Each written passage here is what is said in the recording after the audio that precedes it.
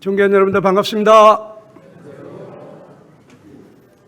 예, 오랜만에 사랑하는 성도님들과 또 이렇게 귀한 분들 뵙게 되는 것 같습니다.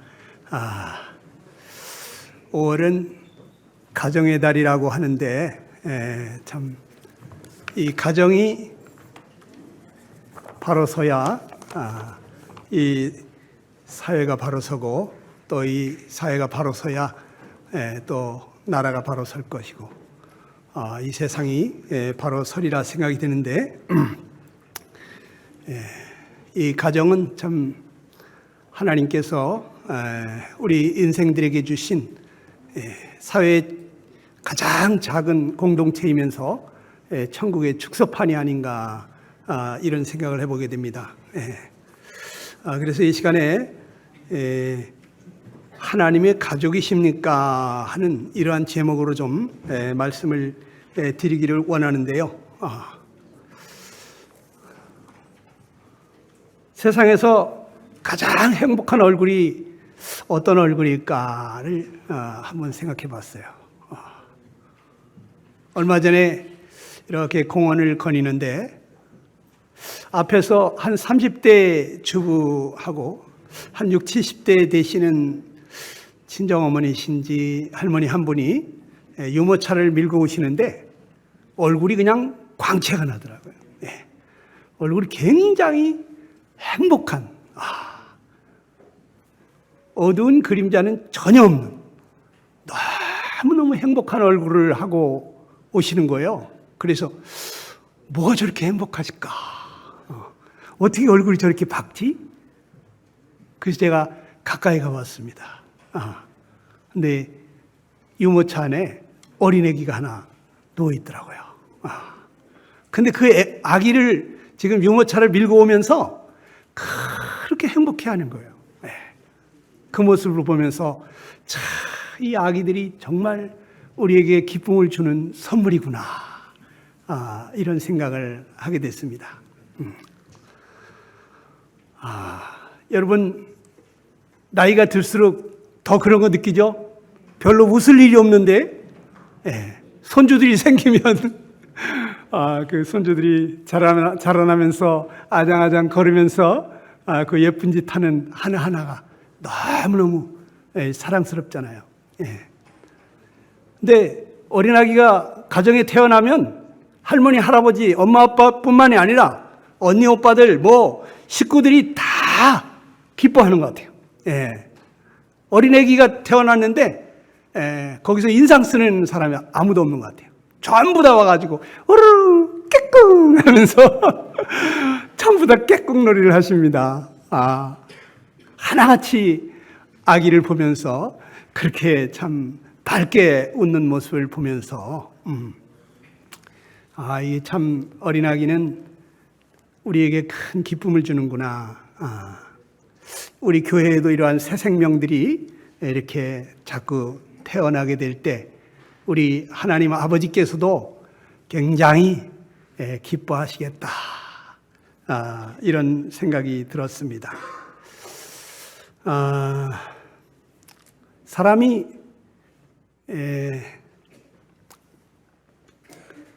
사랑하는 사람 둘이만 살아도 참 행복한데 둘만 있어도 될 것 같은데 근데 왜 아기를 낳을까요? 여러분, 부부가 서로 사랑하면 말이죠, 아빠는, 이 남편은 아내를 꼭 닮은 그러한 딸을 하나 낳아줬으면 하는 바람이 있죠. 여러분 그러셨죠? 대답하시는 분이 계신데 이분이 진짜인 것 같아요. 근데 아내들은 남편이 너무 존경스럽고 사랑스러우면 남편을 꼭 닮은 그런 아들을 하나 갖고 싶은 그러한 마음이 생기죠. 여러분 그랬죠? 그러셨다잖아요. 아니신 분들이 계시네요. 여러분 그래서 참 둘만 살아도 행복한데 그런데 이렇게 상대를 꼭 닮은 그러한 자식을 갖고 싶은 그러한 마음이 생기죠.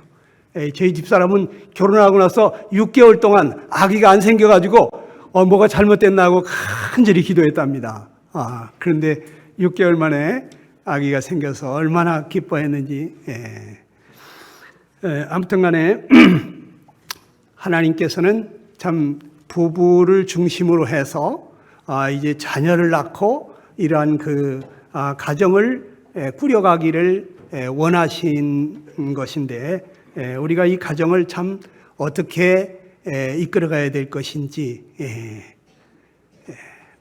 하나님이 가정을 도대체 왜 만드셨는지, 또 어떻게 해야지 정말 행복한 가정을 이룰 수 있는지, 이런 부분들을 좀 한번 생각하면서 이 기쁜 소식을 여러분과 나누기를 원합니다.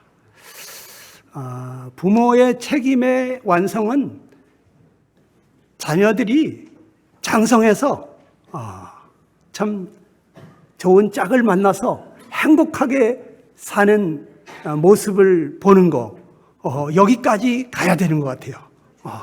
자녀들이 결혼해서 이제 두 사람이 서로 사랑하면서 행복하게 지내는 이러한 모습을 보게 될 때, 이제 모든 짐을 벗은 것 같은, 이제 마음이 놓이는 그런 것을 느끼게 되죠. 얼마 전에 제가 호주에 가서 우리 아들네에 사는 걸 보면서 서로 사랑하면서 정말 이렇게 행복하게 알콩달콩 사는 걸 보면서 마음이 흐뭇하고 참 좋았습니다. 우리 여기 계신 모든 분들도 같은 마음이라 생각이 됩니다. 그럼 하나님께서는 왜 가정이라는 것을 주셨을까? 우리 성경 한 구절 같이 한번 보도록 하겠습니다. 창세기 1장 26절로 28절에 있는 말씀인데, 여러분들이 성경 찾느라고 시간을 많이 허비할까 봐 제가 좀 찾아놨습니다. 같이 한번 읽어보겠습니다. 이 앞에 시작. 하나님이 이르시되 우리의 형상을 따라 우리의 모양대로 우리가 사람을 만들자 하시고, 하나님이 자기 형상 곧 하나님의 형상대로 사람을 창조하시되 남자와 여자를 창조하시고, 하나님이 그들에게 복을 주시며 하나님이 그들에게 이르시되 생육하고 번성하여 땅에 충만하라. 땅을 정복하라. 바다의 물고기와 하늘의 새와 땅에 움직이는 모든 생물을 다스리라 하시니라 그랬어요. 하나님이 천지 창조를 언제 끝내셨나 보니까 이 남자와 여자를 창조하셔서 두 사람이 가정을 이루게 하심으로써 끝나시더라고요. 그런데 하나님께서 여기 보면은 왜 창조하셨다고 하셨는지를 오늘 보게 되는데, 하나님이 이르시되라는 말은 이것은 하나님이 계획하신 것을 공포하시는 거죠. 우리의 형상을 따라서 우리의 모양대로 우리가 사람을 만들자, 이런 계획하신 것을 이야기를 하시고, 그리고 하나님이 자기 형상 곧 하나님의 형상대로 사람을 창조하신데 남자와 여자를 창조하셨다고, 그래서 한 가정을 이루게 하셨다는 것이죠. 하나님이 왜 하나님의 형상대로 사람을 창조하셨을까? 하나님은 삼위일체 하나님, 성부 하나님, 성자 하나님, 성령 하나님 세 분이서도 얼마든지 행복하실 수 있는 분이신데, 우리가 이제 세 분은 한 분과 같다, 한 몸과 같다. 그래서 삼위일체라고 그러잖아요. 그러니까 사랑 가운데서 한 몸처럼 사시는 분이시죠. 그러니까 너무 사랑하게 되면 성부 하나님은 성자 하나님을 꼭 닮은 그러한 자식을 갖고 싶게 되고, 성자 하나님 또 성령 하나님을 꼭 닮은 그러한 자식을 하나 갖고 싶은 이러한 소원이 생기지 않겠어요?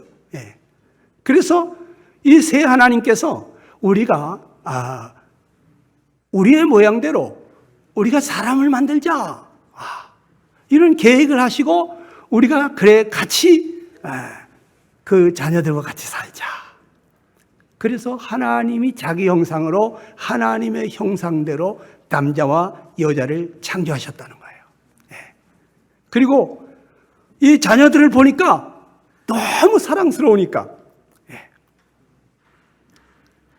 놀라운 복을 주시는데 너희가 생육하고 번성해서 땅에 충만하라고 이렇게 말씀하십니다. 생육하라는 것은 자식을 낳고 기르라는 얘기고, 또 번성하라는 것은 그러한 자식을 또 낳고 기르기를 바란다. 그래서 땅에 가득하기를 바란다는 거죠. 여자들이 아기를 한번 낳아보면은 내가 이제 다시는 안 낳을 거야 이러죠. 그런데 그 사랑하는 아기, 그 샛별같이 반짝이는 그 눈동자와 그 정말 세상 어디서도 볼 수 없는 그 천사 같은 그 웃음을 보면서 그 아장아장 거리는 그 아기를 볼 때 생각이 달라집니다. 여보, 우리 애기 하나 더 낳을까? 이런 생각을 하게 되는 거죠. 그래서 여러분, 둘도 생기고 셋도 생기는 겁니다. 하나님의 형상을 닮은 그러한 자녀들을 보면서 너희와 같은 자식들이 많이 있었으면 좋겠다. 우리 사실 능력이 안 돼서 그렇지 왜 둘만 낳고 싶겠습니까? 셋도 낳고 넷도 낳고 열도 낳고 주시는 대로 다 낳고 싶죠. 하나님의 능력이 되시거든요. 우리 능력이 안 돼가지고 둘 낳는데 셋을 낳을까 말까 이것 때문에 고민하시는 분도 많이 있죠. 어쩌다가 셋을 낳았을 때 아이쿠야 이거 큰일 났구나, 이제 넷은 안 된다고 이제 비상이 걸리시는 그런 분도 계시고, 둘도 힘들다고 아주 힘들어하는데, 그런데 이 최초의 가정은 그렇지 않았던 것을 보게 됩니다.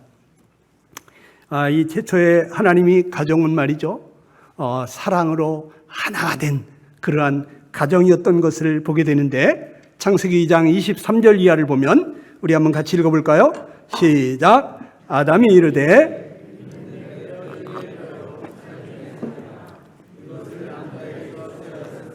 여자라 부르리라 하니라. 이러므로 남자가 부모를 떠나 그의 아내와 합하여 둘이 한 몸을 이룰지로다. 아담과 그의 아내 두 사람이 벌거벗었으나 부끄러워하지 아니하니라 그랬어요. 하나님이 짝지어주신 여자를 보는 순간에 아담의 입에서 나오는 소리가 이른데 뼈 중에 뼈요 살 중에 살이다. 이 사람이 내 사람이구나. 이 사람이 내 여자구나. 이런 생각이 들었다는 거죠. 그러면서 이 사람이 바로 나의 반쪽이구나. 나의 분신이구나. 이런 생각이 들었다는 거죠.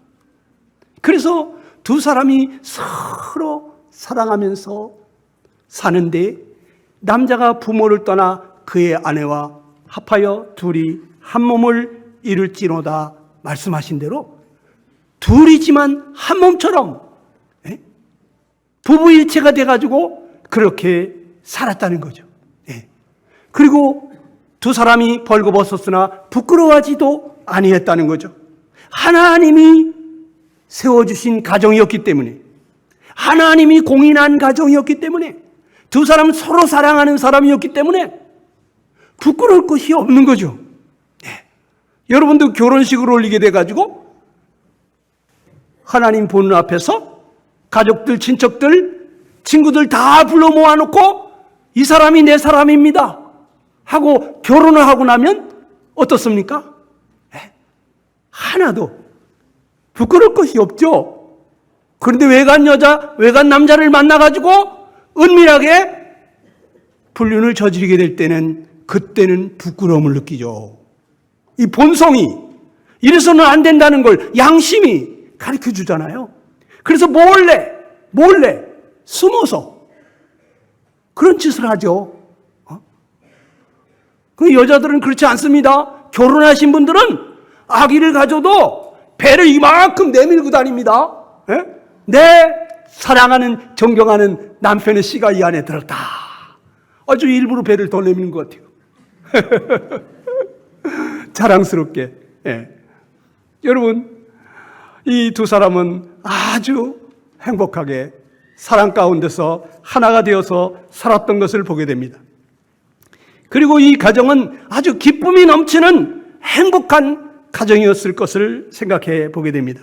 창세기 2장 8절 9절을 보면요, 같이 한번 읽어볼까요? 시작. 여호와 하나님이 동방의 에덴의 동산을 창설하시고 그 지으신 사람을 거기 두시니라. 여호와 하나님이 그 땅에서 보기에 아름답고 먹기에 좋은 나무가 나게 하시니 동산 가운데에는 생명나무와 선악을 알게 하는 나무도 있더라 그랬습니다. 하나님이 그 사랑하는 자녀들에게 특별한 선물을 하셨는데 에덴 동산이라는 동산을 하나 만들어 주신 거예요. 이 에덴이라는 것은 즐거움이라는 뜻이거든요. 에덴 동산, 두 글자로 얘기하면 낙원입니다. 즐거움의 동산. 거기 들어가면 너무너무 즐거워. 보기에 아름답고 먹기에 좋은 나무가 가득합니다. 세상 어떤 부자가, 어떤 높은 황제가 자기 집 앞에, 자기 궁궐에 세상에 보기에 아름답고 먹기 좋은 나무를 다 정원에 심어놓고 삽니까? 그러니까 이 아담과 이브는 정말 특별한 하나님의 은혜를, 선물을 받은 것이죠. 우리 어디 가게 되면 정말 너무 멋있는 데 가면 뭐라 그럽니까? 야, 여기 너무 좋다. 야, 오늘 천국에 온 것 같다. 천국이 따로 있어? 여기가 천국이지. 야, 너무 좋다. 너무 좋다 그래요? 여러분, 이 에덴 동산을 바라볼 때마다 최초의 아담과 이브는 와, 너무 좋다. 너무 행복하다. 그런데 거기 누가 계셨습니까? 하나님이 함께 계셨잖아요. 그러니 뭐 부족함이 있겠습니까? 아무 부족함을 모르고 너무너무 행복하게 그렇게 살았겠죠. 시편에 보게 되면 주의 앞에는 기쁨이 충만하고 주의 우편에는 영원한 즐거움이 있나이다 그랬어요. 하나님이 함께 하시니까 기쁨이 충만하고 정말 터질 것 같은 주체할 수 없는 기쁨, 너무너무 기쁘고 그 즐거움이 영원하다. 끝을 알 수 없는, 전혀 지루하지 않는, 영원히 살아도 조금도 지루하지 않는 그런 영원한 즐거움이 주님 앞에 있다고 그랬어요. 그러니 얼마나 행복한 가정이었겠습니까? 기쁨이 넘치는 행복한 가정을 꾸리고 살았으리라 생각이 됩니다. 이 최초의 가정은 그런데 아주 질서가 있는 아름다운 가정이었습니다. 외계 질서가 분명한 가정이었다는 거죠. 창세기 2장 19절로 20절을 보면요, 같이 한번 읽어봅시다. 시작. 여호와 하나님이 흙으로 각종 들짐승과 각 아담이 무엇이라고 부르나 보시려고 그것들을 그에게로 이끌어 가시니 아담이 각 생물을 부르는 것이 곧 그 이름이라 되었더라. 아담이 모든 가축과 공중의 새와 들의 모든 짐승에게 이름을 주었다 그랬어요. 여호와 하나님께서 아담 앞으로 동물들을 이렇게 이끌으시면서 아담이 무엇이라고 부르나, 이름을 어떻게 지어주는가, 이것을 보시려고 그 동물들을 그 앞으로 이끌었다 그랬습니다. 그랬더니 아담이 각 짐승들의 이름을 지어줬다는 거예요. 모든 가축과 공중의 모든 새와 들의 모든 짐승의 이름을 지어줬다는 거예요. 아담은 하나님이 왜 자기 앞으로 보내는지 알았다는 거죠. 하나님이 무엇을 원하시는지 하나님의 뜻을 알고 하나님의 뜻에 부합된 그러한 순종하면서 그 뜻을 받들어 섬기는 이러한 삶을 살았다는 거죠. 하나님은 아버지시고 하나님은 자기들의 주인이시고 하나님 없이는 자신들이 존재할 수도 없는 피조물이라고 하는 것을 알고 하나님의 뜻을 따라서 이 질서를 지키면서 아름다운 삶을 살았다는 거죠. 네. 여러분, 질서는 참 좋은 것입니다. 물이 위에서 아래로 흐르듯이 질서를 지키게 되면 세상은 참 순조로워집니다. 그런데 이 질서가 깨지게 되면 거기는 엄청난 혼란과 요란과 두려움과 난잡한 일들이 생겨나게 됩니다. 네. 최초의 가정은 정말 하나님을 아버지로 모시고 그리고 두 사람이 서로 사랑하는 가운데 아주 행복한 그러한 아름다운 기쁨이 넘치는 그러한 가정을 이루면서 살았던 것을 보게 되는데 하나님은 지금도 우리가 그렇게 살기를 기대하시는 거죠. 하나님을 아버지로, 우리 주님을 우리의 믿음의 주요 온전케 하시는 분으로, 우리의 모델로, 롤 모델로 우리 예수님을 본받으면서, 그러면서 우리가 하나님 안에서 하나님이 주시는 그 축복을 누리면서 그 사랑과 은혜 가운데서 평안하고 즐겁고 기쁨이 넘치는 그런 행복한 가정을 꾸리기를 원하시는 거죠. 근데 미국에서 결혼한 지 한 20년 된 주부들에게 설문조사를 했는데 당신의 결혼 생활은 만족하십니까? 당신은 다시 태어나도 그 남자와 결혼을 하실 겁니까? 여기에 사람들이 어떻게 답변을 했을까요? 물론 신혼부부한테 물었으면 오케이, 나는 그 남자밖에 없지, 나는 그 여자밖에 없지, 이렇게 했을지 모르겠어요. 그런데 3년도 아니고 10년도 아니고 한 20년쯤 지난 부부에게 물어본 겁니다. 그런데 94%가 No, 아닙니다.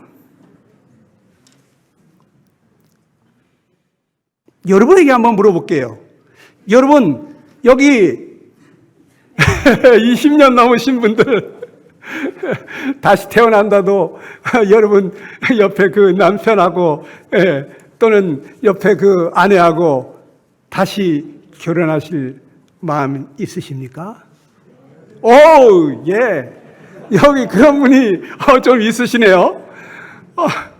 지난번에 어떤 형제분이 난 다시 태어나도 저 사람하고 결혼할 거야. 그래서 자매님도 그러신가요? 그랬더니 아무 말씀이 없으시더라. 네. 자매님들 생각은 또 다른 것 같습니다. 네? 자매가 너무너무 잘해주니까 난 다시 태어나도 이 여자하고 결혼할 거야. 이런 생각을 갖는 형제들은 많은 것 같은데 자매님들은 어떠신지, 아내된 분들은 어떠신지 모르겠습니다.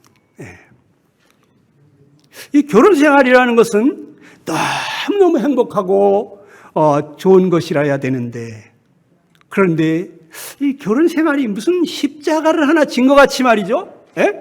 정말 어떤 사람은 말이죠. 결혼하지 마.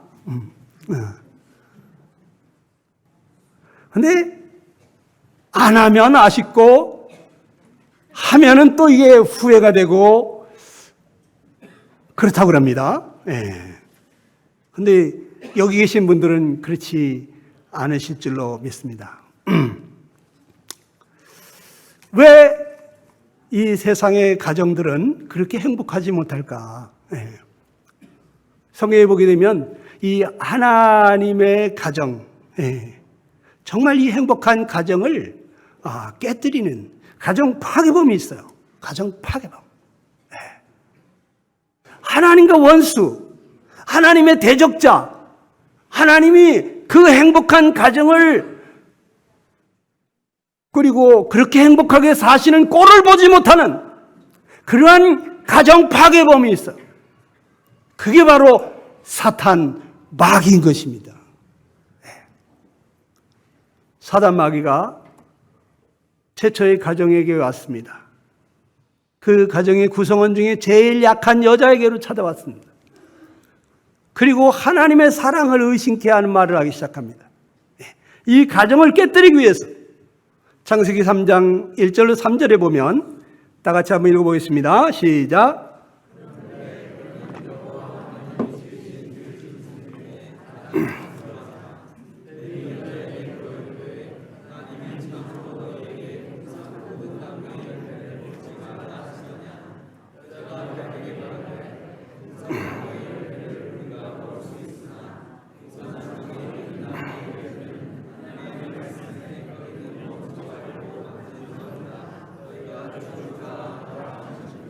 예.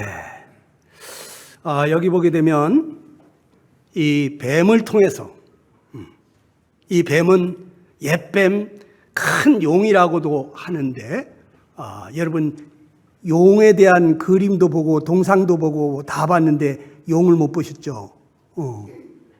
이 용이 하나님이 만든 피조물 중에서 가장 아름다운 빛나는 자라는 뜻이 있어요. 빛나는 자. 그 용의 비늘이 그냥 햇빛을 받으면 번쩍번쩍 빛나죠. 여의주라도 물고서 하늘을 나를 것 같으면 얼마나 아름답겠습니까? 그런데 이 가장 아름다운 뱀을 통해서 이 사단 마귀가 여자에게로 접근해 왔어요. 그리고는 말합니다. 하나님이 참으로 너희에게 동산 모든 나무의 열매를 먹지 말라고 하시더냐 이렇게 물었습니다. 이건 말이 안 되는 질문이죠. 하나님이 동산 각종 나무의 실과를 임의로 먹으라고 했잖아요. 마음대로 먹으라 그랬지. 그런데 동산 모든 나무의 실과를 열매를 먹지 말라고 하더냐. 아니 지금까지 생각해보지 못한 질문을 던졌습니다. 아니 하나님이 99가지를 주셨는데 한 가지 그것을 금한 거, 그것도 나를 사랑하셔서 나를 위해서 나의 행복을 위해서 금하신 그 한 가지에 대해서 왜 금하셨는가? 이것을 생각해 볼 필요가 뭐가 있어요? 그런데 사탄은 그 한 가지 왜 금하셨겠느냐? 이것을 생각나게 하는 것입니다. 하나님이 주신 것을 생각하게 하는 것이 아니라 하나님이 금하신 것에 대해서 몰입하게 하는 것입니다. 오늘날도 사탄이 여러분 마음을 틈타게 되면 하나님이 여러분에게 주신 것에 대해서 여러분이 만족하고 감사하고 기뻐하는 것이 아니라 왜 나를 사랑한다면서 왜 나에게 이렇게 하시지? 이런 생각이 드는 겁니다. 사탄은 정말 교활한 자입니다. 이 마귀가 여러분들을 틈타게 되면 여러분도 모르는 사이에 하나님이 날 사랑하신다는 그것을 의심하게 돼 있어요. 왜 하나님이 그렇게 하셨어? 왜 막으시는 거야? 날 사랑한다면서 왜 안 주시는 거야? 내가 이렇게 기도를 하는데, 내가 이렇게 열심히 교회 생활하고 열심히 하나님을 위해서 사는데 왜 안 주시는 거야? 하나님 날 사랑하지 않나 봐. 이런 생각을 할 수 있어요. 마귀는 지금도 우는 사자같이 삼킬 자를 두루 찾고 있습니다. 여러분이 마귀의 표적이 되면 심각한 일이 일어납니다. 이 여자가 마귀의 표적이 됐어요.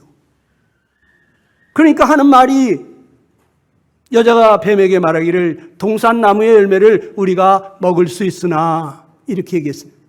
하나님이 뭐 먹을 수 있으나 정도였습니까? 각종 나무의 실과를 마음대로 먹으라고 그랬잖아요. 임의로 먹으라 그랬잖아요. 겨우 먹을 수 있는 정도였습니까? 하나님이 주신 은혜를 감축하는 거예요. 하나님이 내게 주신 은혜가 얼마나 큰데 독생자를 주시기까지 하시는 이 어마어마한 사랑을 했었는데도 불구하고 감사가 없고 기쁨이 없고 찬양이 없어요. 예배가 넘치지 않아? 왜 그럴까? 우리 마음속에 악한 마귀가 역사하고 있는 것입니다.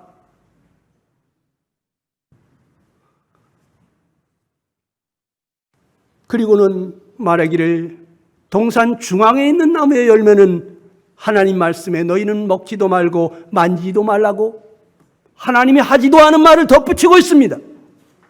언제 하나님이 만지지도 말라고 했습니까? 그런 말 한 적이 없어요.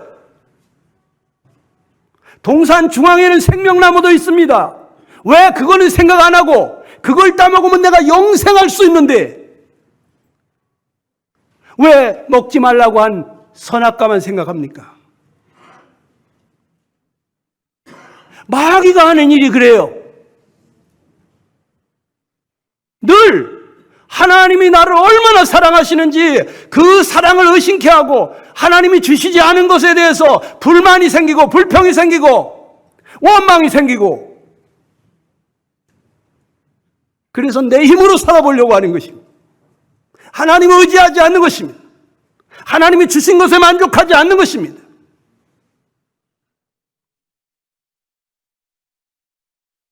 얼마 전에 어떤 사람이 부부가 애들을 데리고 그냥 바닷속으로 뛰어들어갔는데 벤츠를 타고 들어갔다면서요?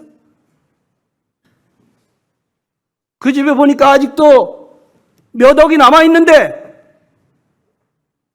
집 정리하고 차 정리하고 뭐 하면 아직도 충분히 남들처럼 살 수 있는데 왜 가족을 동반자살할까요? 뭔가 자기는 더 부유했었는데 지금 상대적으로 자기가 뭔가 많이 잃어버렸고 자기는 가진 게 너무 없다고 생각하는 거예요. 우리 마음속에 계속해서 뭔가 부족을 느끼게 하면서 더 많이 가지려고 더 많이 그리고 밤낮이 없어. 하나님께 기도할 시간도 없고 하나님 말씀 볼 시간도 없고 더 여러분 우리의 탐심은 만족할 줄 모릅니다. 바다는 메워도 사람의 그 탐욕은 그 무엇으로도 메꿀 수 없다는 거예요. 그렇기 때문에 늘 부족하기 때문에 그 사람은 감사가 없고 기쁨이 없고 만족이 없습니다. 불행합니다. 여러분 대재벌한테 가서 물어보세요. 행복하십니까? 만족하십니까? 뭐라고 말할까요? 조금만 더 벌면 됩니다. 조금만 더 벌면 될 것 같으세요. 다시 가서 물어보세요. 1년 있다가 이제 회장님 만족하십니까? 조금만 더 벌면 될 것 같아. 조금만 더. 그 조금이 어디까지일까요? 그 죽는 날까지 채워지지 않습니다. 마귀는 우리의 마음속에 하나님이 주신 것에 대해서 만족하지 못하게 합니다. 하나님의 사랑을 계속해서 의심하게 합니다. 그리고 하나님이 분명히 그것을 먹는 날에는 정녕 죽으리라, 반드시 죽으리라고 했는데 이 여자의 말에 너희가 죽을까 하노라 하셨다고 표현했어요. 죽을까 하노라. 하나님이 그 어미하신 말씀을 반드시 정녕 분명히 죽는다고 하시는 이 어미하신 말씀을, 이 경고의 말씀을 가볍게 여기는 거예요. 여러분 회개치 아니하면 망합니다. 지옥은 앉아있지도 못하고 서있지도 못하고 누울 수도 없고 펄떡펄떡 뛰는데 밤낮으로 하루만 하고 그 다음날이 있는 게 아니라 그 다음날도 일주일이 지나고 한 달이 지나고 열흘이 지나고 여러분 계속해서 나오고 싶어도 나올 수 없다. 그런데 예수님의 이러한 말씀을 경히 여기는 거예요. 죽어봐야 알지 뭐. 누가 가봤대? 여러분, 하나님의 말씀이 진리입니다. 내 생각을 내려놔야 돼요. 그렇지 않으면 여러분 구원받기 어려워요. 엄연하신 말씀을 가볍게 여기는 것입니다. 이 가정 파괴범이 한 두 번째 일이 무엇입니까? 하나님이 세운 질서를 무너뜨리는 것입니다. 창세기 3장 4절로 5절에 뭐라 그랬습니까? 시작.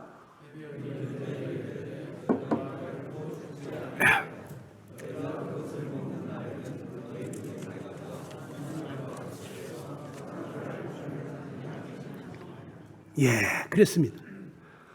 이 뱀이 두 번째 여자에게 또 더 확실한 말을 합니다. 거짓말을 아주 진짜처럼 합니다. 너희가 결코 죽지 않는다. 하나님은 반드시 죽으리라는데 너는 결코 죽지 않는다. 너희가 그것을 먹는 날에는 너희 눈이 밝아 하나님과 같이 된다. 그래서 먹지 말라 그런 거야. 네가 하나님 같이 될까 봐. 하나님 아래다 너를 두려고 하시는 거야. 네가 하나님이 될 수 있어. 이것을 먹으면. 하나님이 주인이 아니라 네가 주인이 되라는 거예요. 이게 바로 사단이 하는 일입니다. 그전에는 하나님을 아버지로, 하나님 창조주로, 생명의 주인으로 섬기면서 하나님의 뜻에 순종하는 부합된 삶을 살았었는데 이 가정의 질서를 완전히 깨뜨리는 거예요. 이 질서를 무너뜨리는 거예요. 결코 죽지 않는다. 네가 하나님같이 될 것이다. 지금도 사탄 마귀는 우리 개인에게 가정에 바로 네가 주인이야. 이 가정의 주인은 너야. 인생의 주인은 바로 너야. 네가 주인이야. 네가 결정해. 그 순간부터, 내가 주인이 되는 그 순간부터 여러분은 무거운 짐을 지고 가는 것입니다.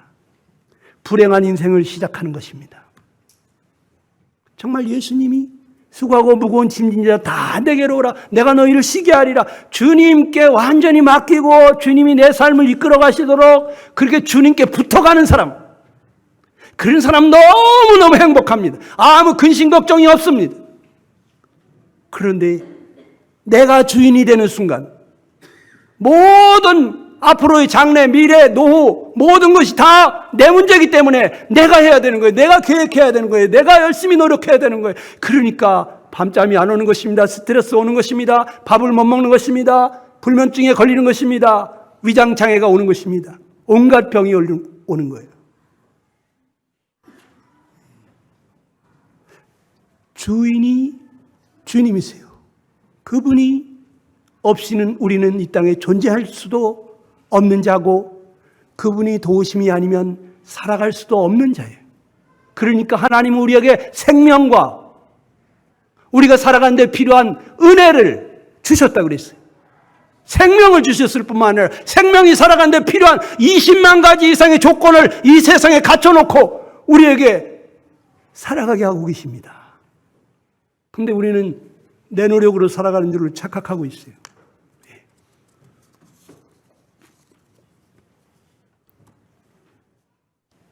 그래서 인간이 범죄하게 됐죠. 여자가 그 나무를 본즉 먹음직도 하고 보암직도 하고 지혜롭게 할 만큼 탐스럽기도 한 나무인지라 여자가 그 열매를 따먹고 자기와 함께 있는 남편에게도 주매 그도 먹은지라. 이에 그들의 눈이 밝아져 자기들이 벗은 줄 알고 무화과 나무 잎을 엮어서 치마를 삼았더라 그랬습니다. 저는 둘이 벌거벗고 지내도 부끄러운 줄 몰랐어요. 그런데 죄를 짓고 나니까 이제 부끄러움을 느끼게 되면서 무화과 나무 잎을 엮어서 치마를 삼았다라고 했습니다. 여러분, 죄를 짓게 되면요 부끄러움을 느끼게 되는 거예요. 양심의 가책을 느끼게 되는 거예요. 그 자기의 죄를 가리려고 하는 거예요. 죄의 수치를 가리려고 하게 돼 있어요. 그렇지 않습니까? 그래서 범죄한 인간이 한 일이 무엇입니까?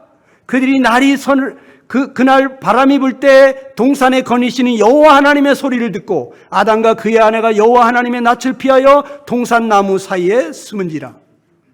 여호와 하나님이 아담을 부르시며 그에게 이르시되 내가 어디 있느냐? 이르시되 내가 동산에서 하나님의 소리를 듣고 내가 벗었으므로 두려워하여 숨었나이다. 네. 전에는 이렇지 않았거든요. 여러분 자녀들도 보면은 엄마 아빠가 밖에 나갔다 들어올 때 초인종 띵똥띵똥 누르면 그냥 어떤 아이들은 엄마 하고 또 뛰어나옵니다. 그런데 어떤 친구는 공부하는 척하고 있습니다. 네. 왜 그럴까요? 엄마 아빠 없는 사이에 엄마 아빠가 하지 말라는 짓을 했기 때문에 지금 미안하고 부끄럽고 엄마 아빠한테 밝은 얼굴로 나가서 맞이할 수가 없는 거예요. 네. 얼굴 표정만 보면 다 알죠, 여러분들은? 네. 하나님의 낯을 피해서 숨었다. 네. 두려워하여 숨었나이다. 네. 두려운 마음이 생기는 거죠. 하나님이 왜 찾아오셨을까? 아담아, 네가 어디 있느냐? 하나님이 몰라서 물어봤을까요? 하나님이 네가 어디에 있는지 몰라서 물었을까요? 아담아, 너 왜 그렇게 있냐? 하나님이 얼마나 인자하시고 선하시고 긍휼이 무궁하신 분이십니까? 아담은 하나님 앞에 하나님, 내가 잘못했어요. 내가 아내를 제대로 간수하지 못해서 내 아내가 큰 실수를 했어요. 내가 잘못했어요. 내가 잘못했어요. 하나님 나를 불쌍히 여겨주세요. 하나님 앞에 자기 죄를 회개하면서 나왔어야 됐지 않을까요? 그런데 어떻게 했다고요? 그 아담은 하나님에게 말하기를 하나님이 주셔서 나와 함께 있게 하신 여자, 그가 그 나무 열매를 내게 줌으로 내가 먹었나이다 그랬어요. 하나님이 저 여자 주셔가지고 왜 그런 여자를 저한테 주셔가지고 언제는 내 뼈 중에 뼈요 살 중에 살이라고 하더니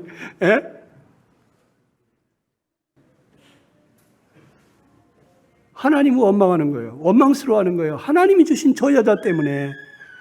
그래서 사람이 손가락질할 때 꼭 이렇게 하죠. 이렇게. 하나는 하나님을 향해서 원망하는 거예요. 하나는 상대를 향해서 저 여자 때문에 내가.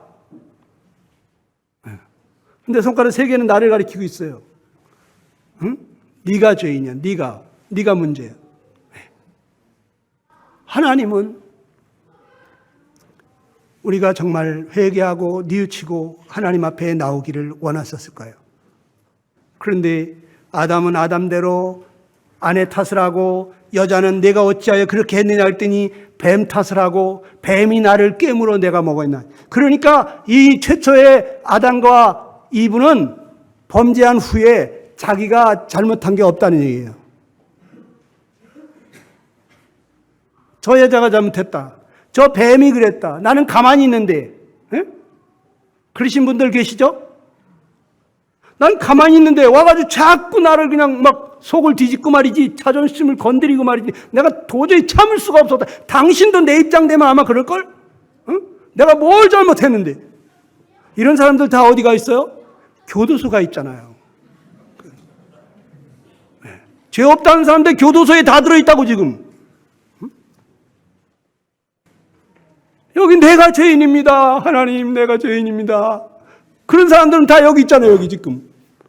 교회 와가지고 죄 많다고 회개하면 뉘우치는 사람들은 교회에 와 있고, 내가 뭘 잘못했냐고. 당신도 내 입장 되면 나보다 더 할걸? 응? 그 상황에서 내가 어떻게 하란 말이야. 내가 뭔 죄가 있어. 이런 사람들은 다 교도소에 가 있잖아. 여러분, 그래서 하나님이 내리신 형벌은 이 뱀에게는 더 이상 묻지도 않습니다. 너 왜 그러느냐 묻지도 않습니다. 모든 짐승보다 더욱 저주를 받아 배로 다니고 살아있는 동안 흙을 먹을지니. 그래서 그 용을 우리는 지금 볼 수가 없는 거예요. 배로 기어다니는 뱀이 됐으니까 용을 찾을 수가 없어요. 중국에 가면 거대한 용상이 있습니다. 네. 그러나 그거는 생기 없는 용의 형상일 뿐이에요. 하나님은 그냥 저주했어요. 네. 그리고 여자의 후손이 내 머리를 상하게 할 것이다. 그러면서 이제 여자의 후손으로 구원자가 오셔가지고 이 사탄 마귀 머리를 밟을 것을 말씀하시는 거죠. 네. 그리고 하나님은 인간에게 여자에게는 임신하는 고통과 또 남자에게는 평생 땀을 흘리면서 수고해야 그 소산을 먹으리라고 하는 이러한 형벌을 내리셨는데 이거는 사랑의 채찍인 것입니다. 네. 부모가 자식을 때릴 때 그건 사랑으로 때리는 거죠. 여러분 채찍에다가 또는 몽둥이에다가 여기는 사랑의 채찍 또는 보약이라고 써붙이셨던 분 계십니까? 네. 이거는 너를 사랑하기 때문에 때리는 거야. 너가 잘 되라고, 잘못을 뉘우치고 정말 훌륭한 사람 되라고. 여러분 하나님 마음 똑같죠? 하나님이 징계를 내리신 것은 만약에 죄를 지은 사람을 벌을 주시지 않는다면 계속해서 죄를 짓다가 멸망으로 가게 되는 것입니다. 방치하는 것입니다. 내버려 두는 것입니다. 하나님 그러실 수 없잖아요. 그렇기 때문에 뉘우치고 돌아오라고. 이 세상이 전부가 아니에요. 이 세상 너무 힘들고 고생스러운 것은 왜 그러냐? 여자가 정말 세상에 어떤 짐승도 그렇게 새끼를 낳으면서 고생하지 않는데 왜 나만 이렇게 고생하느냐? 우리가 하나님 떠나서 하나님 말씀 불순종하고 떠나서 이렇게 고생하고 있다는 거, 이런 징계를 받고 있다는 걸 깨닫고 하나님께로 돌아오게 하시려는 거죠. 이 세상은 죄에 대한 형벌을 받고 있는, 그리고 뉘우치고 돌아올 수 있는 기회를 주고 있는 형무소와 같은 거예요. 형무소에서 때 되면 밤 나온다고 야 여기 살만하다? 그렇지 않습니다. 내가 왜 여기 들어와 있나? 자기 죄를 뉘우치고 깨닫고 돌아와야죠. 이 형무소 같은 세상에서 우리가 이렇게 고생하며 수고하며 하루도 근심 걱정 없이 살 수 없는 이러한 징계를 허락하신 이유는 우리가 하나님께로 돌아오라고.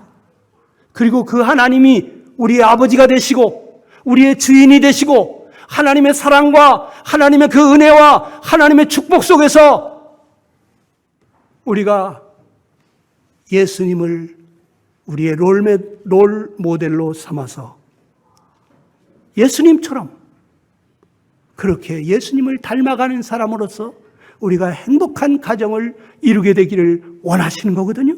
네. 여러분, 우리 인간은 하나님 떠나면서 점점 더 타락해 가죠. 그래서 막 형제간에도 막 살인을 저지르게 되고, 예? 그리고 하나님을 멀리 떠나서 성을 쌓고, 예? 수금과 퉁소를 만들고, 음악을 즐기고, 향락을 즐기고, 쾌락을 즐기고, 자기를 보호하기 위해서 성을 쌓고, 나중에는 그 항상 생각하는 것이나 계획하는 것이 악할 뿐인 이러한 인간으로 점점 가고 있습니다. 그런데 하나님께서 이러한 인생들을 그냥 내버려 둘 수가 없는 것입니다. 그래서 카인이 죽인 아벨을 대신해서 셋을 주시고 하나님을 경외하면서 섬기는 의의 혈통을 주시고 그 뒤로 에녹이나 노아 같은 자손을 두시고 죄악에 빠진 세상 가운데서 아브라함을 택하시고 애굽에 종살이하는 그들을 건지기 위해서 모세를 보내시고 법대로 하면은 다 죽을 수밖에 없기 때문에 제사법을 주시면서 자기 죄를 회개하고 뉘우치는 자를 다 속죄함을 받을 수 있는 은혜의 법을 만들어 주시고 수많은 선지자들을 보내서 회개하고 돌아오라고 하나님이 최초로 만들었던 그 아름다운 가정을 회복하기를 원하셨는데 그런데 인간들이 계속해서 안 돌아오시니까 마지막으로 보내신 분이 누굽니까? 그분이 바로 예수님이시다. 이 예수님. 히브리서 1장 한 절을 보고 이제 맞춰야 될 것 같습니다.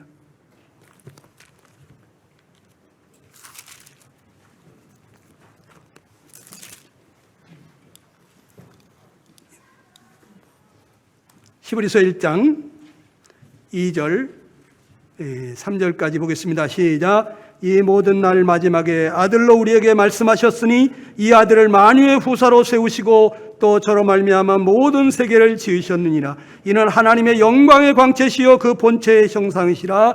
그의 능력의 말씀으로 만물을 붙드시며 죄를 정결케 하는 일을 하시고 높은 곳에 계신 위엄의 우편에 앉으셨느니라.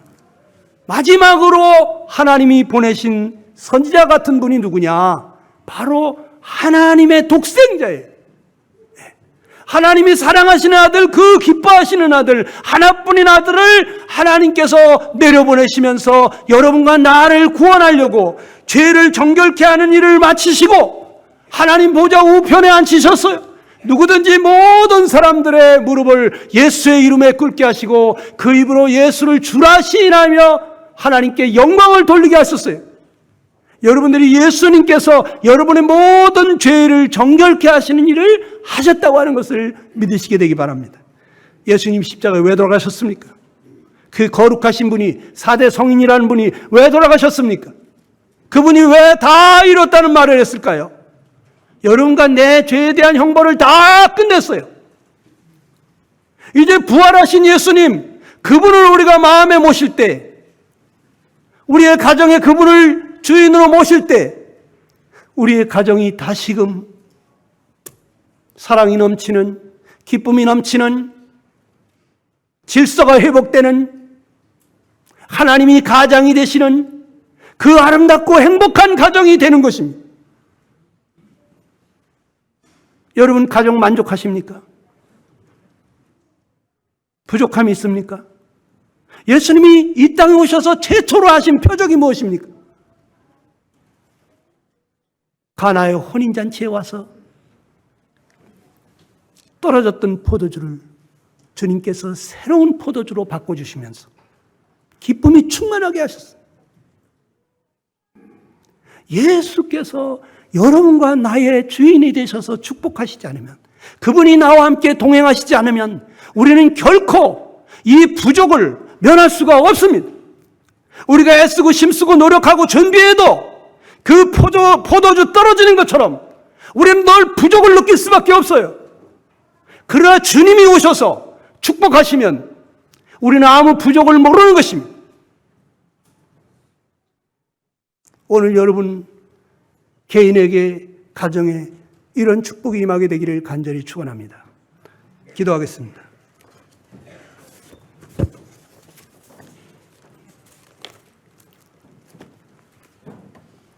하나님은 우리가 하나님을 아버지로 모시고 우리 주님을 우리의 주인으로 모시고 그 안에서 행복한 가정 이루기를 원하십니다. 하나님, 저 지금 만족을 모릅니다. 하나님, 감사가 없습니다. 늘 불안하고 참 마음이 두렵습니다. 근심 걱정이 많습니다. 하나님, 참 힘듭니다. 그러신 분 하나님 앞에 지금 나오시기 바랍니다. 하나님, 나를 불쌍히 여겨주십시오. 하나님 떠나서 내 힘으로 산다고 애쓰고 힘쓰고 주님 부족할 수밖에 없는 생수의 근원 되신 하나님을 떠나서 내 스스로 살려고 발버둥 치는 나를 불쌍히 여겨주십시오. 주님이 내 삶의 주인이 되어 주시옵소서. 여러분, 주님 앞에 여러분과 여러분 가정을 맡기시게 되기를 간절히 바랍니다.